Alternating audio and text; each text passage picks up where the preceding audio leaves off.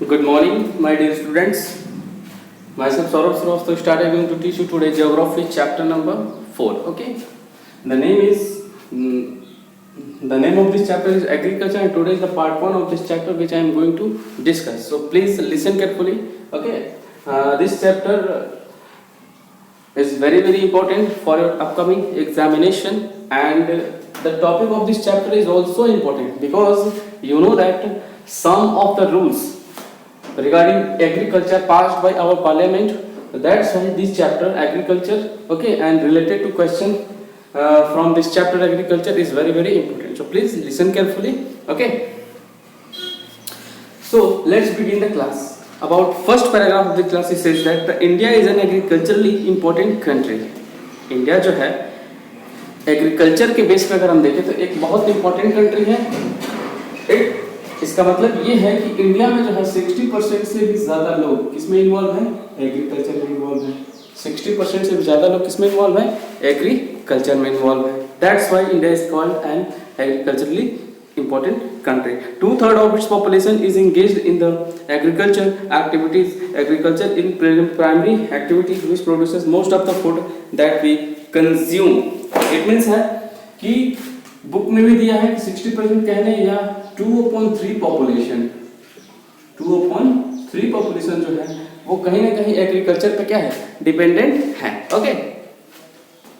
And primary sector के जितने भी प्रोडक्ट आते हैं वो हमारे एग्रीकल्चर से ही आते हैं. That's why it is called and a very important sector for secondary and also for service sector. Okay. Can you name some industries based on agriculture raw material? Okay. अब देखिए types of farming. Next topic जो हम discuss करने जा रहे हैं वो है टाइप्स ऑफ फार्मिंग. फार्मिंग कितने तरह की होती है?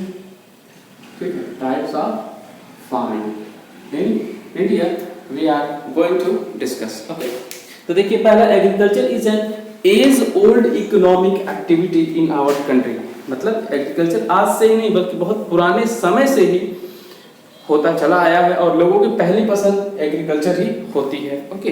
That's why it is called an as old economic activity.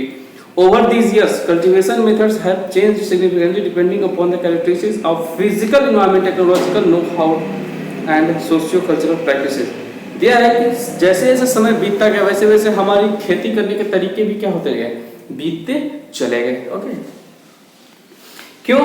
क्योंकि हमारी physical environment, technological know how, socio culture practice, ये सारी चीजें चेंज हुई, इसलिए हमारे एग्रीकल्चर करने का तरीका भी क्या हुआ? बदला. ठीक है. ओके. अब देखिए पहला जो होता है टाइप्स ऑफ फार्मिंग में primitive subsistence farming. Primitive subsistence farming. Primitive subsistence farming. थोड़ा सा इसके बारे में जान लेते हैं कि क्या होता है ये. ओके. ये है कि this type of farming is still practised in few pockets of India. मतलब इंडिया के कुछ पार्ट में प्रिमिटिव सब्सिस्टेंस फार्मिंग आज भी प्रैक्टिस में है. मतलब आज भी इस मेथड से लोग एग्रीकल्चर प्रैक्टिस करते हैं. Primitive subsistence agriculture is practised on small patches of the land with the help of primitive tools like हो, डॉ, digging sticks and family community labour. दिया है कि प्रिमिटिव सब्सिस्टेंस फार्मिंग में हम जो पहले औजार यूज होते थे, हथियार यूज होते थे खेती करने में, आज भी हम उसका यूज करते हैं और इसमें बहुत बड़े लेवल की मशीनों का यूज नहीं किया जाता बल्कि घर के ही सारे लोग मिलकर के खेती के काम को कंप्लीट करते हैं. That's why it is called a primitive subsistence farm. I hope आपको समझ में आ गया होगा. ठीक है. अब देखिए अब ये प्रैक्टिस किस किस स्टेट में होता है ये हमें जानना जरूरी है कि प्रिमिटिव फार्मिंग, सब्सिस्टेंस फार्मिंग किस किस स्टेट में होता है. तो पहला है उसमें हमारा क्या? आसाम. दूसरा है मेघालय. तीसरा है मिजोरम, नागालैंड. ठीक है ना. और पामलो इन मणिपुर, दीपा इन बस्तर जिला में, और छत्तीसगढ़, अंडमान और निकोबार आइलैंड में प्रिमिटिव सब्सिस्टेंस फार्मिंग की जाती है. ये हमारे लिए इंपॉर्टेंट था. ठीक है.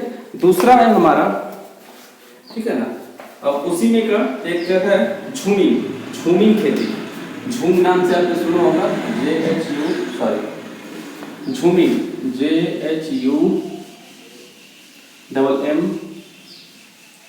ZHUMMING. झूमी, इसमें क्या होता है तो देखिए दिया है कि the slash and burn agriculture is known as milpa, ठीक है, मतलब कि फसलों को काटने के बाद उसके बाकी बचे चीजों को जला देना वो क्या कहलाता है, स्लैश एंड बर्न एग्रीकल्चर झूमी कहलाता है। और इसको हम मिल्पा कहते हैं मैक्सिको में, सेंट्रल अमेरिका में इसको कुनको कहते हैं, ठीक है, सेंट्रल अमेरिका में देखिए मैक्सिको और सेंट्रल अमेरिका में इसे मिल्पा कहा जाता है, ठीक है, वेनेजुएला में इसे कुनको कहा जाता है, ठीक है, रोका ब्राजील में बोला जाता है, और मासोले सेंट्रल अफ्रीका में, और लदांग इंडोनेशिया में बोला जाता है, और रे वियतनाम में बोला जाता है। तो ये सारी चीजें हैं। इंडिया में प्रिमिटिव फॉर्म ऑफ कल्टीवेशन को हम बेवार बोलते हैं या दहिया बोलते हैं। क्या बोलते हैं? बेवार, BEWAR बेवार, या दहिया DAHIYA दहिया। और मध्य प्रदेश में इसको पोदू बोला जाता है या पेंदा, ठीक है ना, ठीक है, मतलब बेवार दहिया मध्य प्रदेश में, पोदू पेंदा आंध्र प्रदेश में, ठीक है, पामा दाबी और कोमा और ब्रिंगा ओडिशा में बोला जाता है, कुमारी वेस्टर्न घाट में। तो ये सब सारे नाम आपको याद करने जरूर नहीं है, बस आप एक बार इसको क्या कर लेंगे, पढ़ लेंगे। अब दूसरे फार्मिंग का टाइप है जिसे हम डिस्कस करने जा रहे हैं वो है इंटेंसिव सब्सिस्टेंस फार्मिंग। इंटेंसिव